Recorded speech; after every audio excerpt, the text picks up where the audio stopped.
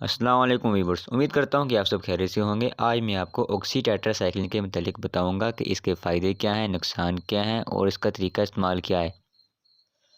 Video शुरू करने से पहले मेरे तमाम दोस्तों से रिक्वेस्ट है कि वो मेरे चैनल को लाइक करें, सब्सक्राइब करें और बेल आइकन को दबाना मत भूलिएगा ताकि मेरी हर आने वाली वीडियो आप तक पहुँच सके।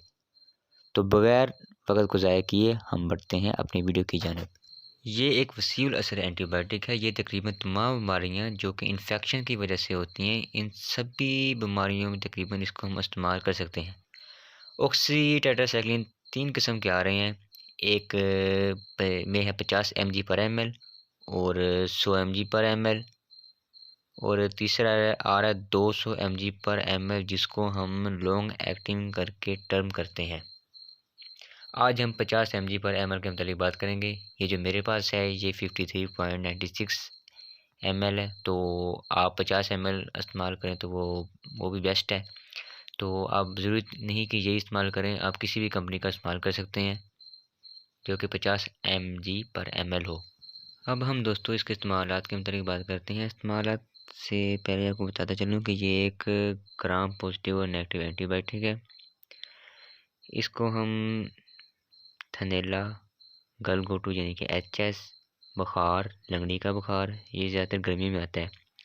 और एंथ्रेक्स, इसको गोलीसिस्ट भी कहते हैं। इसमें जब जानवर मरता है ना तो उसके जिस्म के सुराखों में से खून आता है।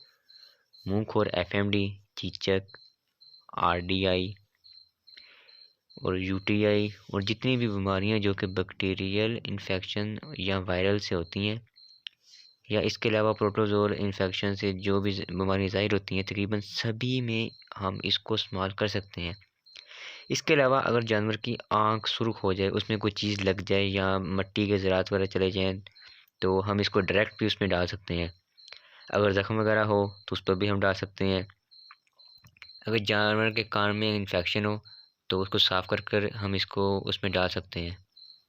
इसके अलावा हम इसको IM यानी कि मांस में, IV वरीदों में और सबकट यानी कि खाल में लगा सकते हैं और इंट्रा यूट्राइन भी इसको हम इस्तेमाल कर सकते हैं।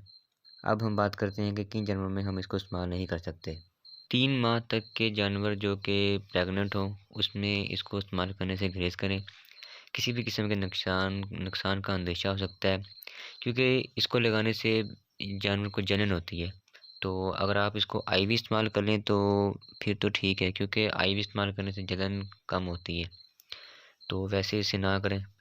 तो जो जानवर दूध देते हैं उनके दूध में कमी हो जाती है। इसके अलावा आप कोशिश करें कि इसको कैल्शियम के साथ बिल्कुल इस्तेमाल ना करें। कैल्शियम के साथ इस्तेमाल करने से ये रिएक्शन कर जाता है और बहुत सा नुकसान उठाना पड़ता है। तो बाकी आप रिंगर लैक्टेट या डेक्सट्रोज़ इन सब में इस्तेमाल कर सकते हैं। तो दोस्तों अब हम इसकी डोज़ की बात करते हैं। तो जैसा कि इसकी डोज़ है 1 ml पर 10 kg। बकरी भेड़ वगैरह में इसको मतलब कि इस तरह इस्तेमाल करें, जिस तरह बकरी का वज़न अगर 20 किलो है तो इसको 2 ml लगाएं।